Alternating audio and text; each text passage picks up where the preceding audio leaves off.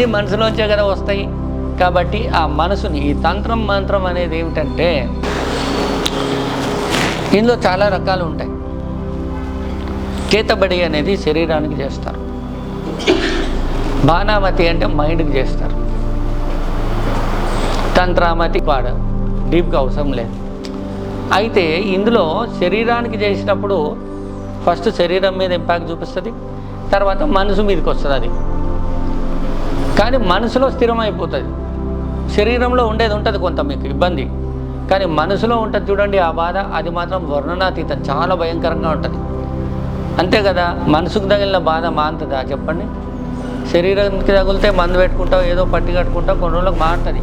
కానీ మనసుకు తగిలితే సో ఇట్లాగా శరీరంలో ప్రాబ్లం జరిగి మనసుకు వెళ్ళిపోతుంది, మనసులో స్థిరమైంది. అయితే ఒకసారి మనసులోకి వెళ్తే అది చాలా ఇబ్బంది పెడతా ఉంటుంది మిమ్మల్ని. ఈ శరీర గాయం తగ్గిపోతుంది, కానీ మనసు గాయం తగ్గదు. మరి మనసు గాయం తగ్గాలంటే మనసు పైన గ్రిప్ ఉన్న వ్యక్తే చేయగలుగుతాడు. మనసు పైన గ్రిప్పు అందరు చెప్తారు నాకు ఉంది అంటారు. ఎట్లుంది నీకు ఎట్ట తెలవాలి? నీకు మనసు పైన గ్రిప్ ఉందని నాకెట్ట తెలవాలి?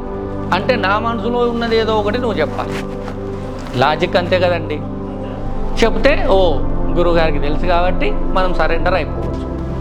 ఇక్కడ వస్తున్న మనసు పైన జరిగే విషయాన్ని క్లీన్ చేయగలిగినప్పుడు ఈ చేతబడులు, బాణామతులు, తంత్రామతులు ఇట్లాంటివన్నీ పోతాయి. కాబట్టి మనసు పైన జరిగినవి కూడా మనం తీసేయగలిగినప్పుడే ఇవన్నీ కూడా మారుతాయి.